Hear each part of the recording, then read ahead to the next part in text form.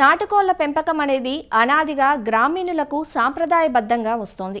ఇంటి అవసరాలను తీర్చడంతో పాటు సమతుల్య ఆహారాన్ని అందుబాటులోకి తీసుకురావటం, గృహిణులకు ఎంతో కొంత ఆదాయాన్ని సమకూర్చడంలో పెరటికోళ్ల ప్రాధాన్యత ఎంతైనా ఉంది. కానీ నాటుకోళ్లలో గుడ్లు, మాంసోత్పత్తి సామర్థ్యం కాస్త తక్కువగా ఉంటుంది. ఇటీవల వాణిజ్య శైలిలో నాటుకోళ్లు అభివృద్ధి చేసిన రంగు కోళ్ల పెంపకం ఊపందుకుంది. ఈ నేపథ్యంలో అఖిల భారత కోళ్ల పరిశోధనా సంస్థ వారు అభివృద్ధి పరిచిన కొత్త జాతులను రైతులకు అందుబాటులోకి తెచ్చారు. ముఖ్యంగా రాజశ్రీ, వనరాజ, గిరిరాజ, గ్రామప్రియ వంటి రంగు కోడి జాతులను రూపొందించారు. వీటిలో నాటుకోళ్లతో పోలిస్తే ఎక్కువ రోగనిరోధక శక్తి, 3 రెట్లు అధిక గ్రుడ్ల సామర్థ్యం కలిగిన రాజశ్రీ కోడి రైతుల మన్ననలను పొందుతోంది. రాజశ్రీ కోళ్ల పెంపకం ద్వారా గ్రామీణ నిరుపేద కుటుంబాలు పౌష్టికాహార భద్రతతో పాటు అదనపు ఆదాయం పొందే వీలుందంటూ వివరాలు తెలియజేస్తున్నారు పివి నరసింహారావు తెలంగాణ పశువైద్య విశ్వవిద్యాలయం, వరంగల్ జిల్లా మామునూరు కృషి విజ్ఞాన కేంద్రం పశువైద్య శాస్త్రవేత్త డాక్టర్ శశాంక్. ఒకసారి గ్రామీణ ప్రాంతాల్లో చూసుకున్నట్టయితే మాంసం కానీ గుడ్లు కానీ గ్రామీణ ప్రజలందరికీ అందక విటమిన్ డెఫిషియన్సీ కానీ ప్రోటీన్ డెఫిషియన్సీ కానీ ఏర్పడి దానివల్ల అనేక రకాల రోగాలకు గురవుతున్నారు. ముఖ్యంగా చెప్పుకోవాలంటే బాలింత లేడీస్ కానీ లేదంటే గర్భస్థ మహిళలు కానీ శిశువులు కానీ వీళ్ళ లోపల ఈ ప్రోటీన్ డెఫిషియన్సీ అనేది ఎక్కువగా ఉంటుంది. అయితే దీన్ని అరికట్టడం కోసమే కేంద్ర రాష్ట్ర ప్రభుత్వాల వాళ్ళ ఈ సహకారంతో మన పివి నరసింహారావు వెటర్నరీ యూనివర్సిటీ వారు సమన్వయం చేసేసి రాజశ్రీ అనే కోళ్ళ ఉత్పత్తిని ప్రారంభించారు. ఈ రాజశ్రీ కోడి అనేది శరీరం అనేది మధ్యస్థ పరిమాణంగా ఉండి గుడ్ల ఉత్పత్తికి అనుగుణంగా ఉంటుంది. ఈ రాజశ్రీ అనేది 3 విదేశీ జాతుల ఒక రక్తాన్ని, అదేవిధంగా దేశవాళీ కోడి యొక్క రక్తాన్ని కలిపి దీన్ని ప్రొడ్యూస్ చేస్తూ ఉన్నారు. సో దీనివల్ల గుడ్ల ఉత్పత్తికి కానీ మాంస ఉత్పత్తికి కానీ ఎక్కువగా వినియోగంలో ఉంది. మన దేశవాళీ కోడి రక్తాన్ని కూడా తీసుకోవడం వల్ల ప్రతికూల పరిస్థితులను కానీ వివిధ రకాల వాతావరణ పరిస్థితులు తట్టుకొని కూడా జీవిస్తూ ఉంటుంది. కాళ్ళు పొడవుగా ఉండడం వల్ల కుక్కల బెడద నుంచి కానీ పిల్లల నుంచి కానీ తప్పించుకొని ఉండగలుగుతుంది. అయితే ఈ రాజశ్రీ కోడి అనేది 10 నెలల మాసం రాగానే గుడ్ల పెట్టడం అనేది స్టార్ట్ చేస్తాయి. అక్కడ నుంచి తదుపరి సంవత్సరం మొత్తం 160 నుంచి 170 గుడ్ల వరకు పెడతా ఉంటుంది.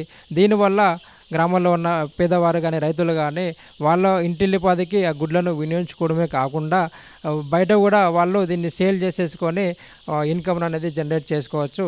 రాజశ్రీ కోళ్ళకు అనేది పెద్దగా మనకు కమర్షియల్ బ్రాయిలర్ వాటిలాగా కానీ లేయర్స్ లాగా కానీ పెద్దగా షెడ్యూల్ అవసరం ఉండదు. గ్రామ ప్రాంతాల్లోనే వాళ్ళకు దొరికే ముడి సరుకులతో కూడా కొంచెం షెడ్యూల్ లాగా ఏర్పాటు చేసేసుకొని గాలి అనేది 2 వైపుల నుంచి వెళ్తున్నట్టు చూసుకోవాలి. దీనివల్ల షెడ్యూల్ లోపల ఏమైనా రోగాలు చిన్న వచ్చేటివి కూడా మనం నివారించుకోవచ్చు.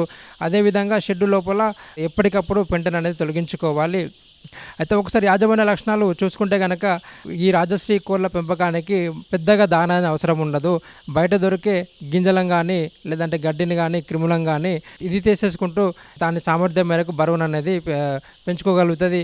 అయితే వేసవికాలం వచ్చిందంటే గడ్డి కానీ క్రిములు కానీ ఇవన్నీ ఎక్కువ దొరకదు కాబట్టి జొన్నలతో కానీ వేరుశనగ చెక్క కానీ పత్తి చెక్క కానీ వీటన్నింటినీ సమపాలలో ఏర్పరచుకొని కూడా దానా తయారు చేసేసుకొని ఈ యొక్క రాజశ్రీ కోళ్ళకు పెంచవచ్చు.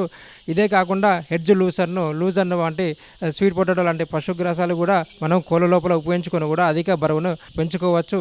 అయితే ఈ కోళ్ళ లోపల మనకు గడ్డిని క్రిములను తినే అలవాటు ఉంటుంది కాబట్టి నట్టల బెడద కూడా ఎక్కువగా ఉంటుంది. కాబట్టి ఎప్పుడైతే మనము కోడి పిల్లలు తెచ్చుకోగానే మొదటిసారి 1 నెల రోజుల వయసు ఉన్నప్పుడు పైపరజిన్ అనే ఒక డివార్మింగ్ మందును ఒక 1/2 లీటర్ నీళ్ళలో కలిపేసి దాన్ని 5 నుంచి 10 ml కోడికి తాగించుకోవాలి. దీనివల్ల నట్టల బెడదను మనం తగ్గించుకోగలుగుతాము. అదేవిధంగా టీకాలను చూసుకుంటే కనుక డే 1 నుంచి ఎప్పుడైతే మనకు చిక్కు బయటకు వస్తుందో అప్పటి నుంచి కూడా దాదాపు ఒక 6 వారాల వరకు టీకాలు కంపల్సరీ వేయించుకోవాలి. అందులో చూసుకుంటే కనుక మొట్టమొదటిగా మారెక్స్ టీకా కావచ్చు, ఆ తర్వాత గంభీర వ్యాధి టీకా కావచ్చు, అమ్మతల్లి టీకా కావచ్చు, ఇలా 6 వారాల వరకు అనేది టీకాలు చేయించుకోవాల్సి ఉంటుంది. ఆర్థికంగా చూసుకుంటే కనుక రాజశ్రీ కోడి అనేది ఒక డే ఓల్డ్ చిక్ అనేది 20 రూపాయల వరకు ఉంటుంది. అదే 4 నుంచి 5 వారాలు దాటిన రాజశ్రీ కోడి పిల్లలకు మన దాదాపు 80 నుంచి 100 రూపాయలు ఉంటుంది. ఇక్కడ నుంచి మనం చూసుకున్నట్టే కనుక దాదాపు 5 నెలల వరకు 1.5 కిలో నుంచి 2 కిలోల వరకు మాంసం అనేది పెంచుకోగలుగుతుంది. ఈ 5 నెలల వరకు చూసుకుంటే కనుక ఒక కోడి మీద మనము దాదాపు 100 నుంచి 120 రూపాయలు అనేది మనము దాన్ని ఇన్వెస్ట్ చేయాల్సి ఉంటుంది. బయట మార్కెట్ లోపల 5 నెలల వయసు అప్పుడు అమ్ముకుంటే దాదాపు 300 వరకు సేల్ చేసుకోవచ్చు. ఈ విధంగా చూసుకుంటే దాదాపు 200 నుంచి 250 రూపాయలు ఒక కోడి మీద మనం ఆర్థికంగా లాభాన్ని గణించవచ్చు. గ్రామాల లోపల ఇలాంటి రాజశ్రీ కోళ్ళను పెంచుకున్నప్పుడు ఆర్థికంగా వాళ్ళ యొక్క జీవనాన్ని కూడా సాగించుకోవచ్చు. అదేవిధంగా గుడ్లు కూడా ఒక సంవత్సరం వరకు 120 నుంచి 170 గుడ్లు పెడతాయి కాబట్టి ఇంటిల్లిపాదికి ఉపయోగించుకొని కూడా బయట మార్కెట్లో సేల్ చేసేసుకున్న ఆర్థికంగా ఇంకా ఎక్కువ లాభాలను గడించుకోవచ్చు.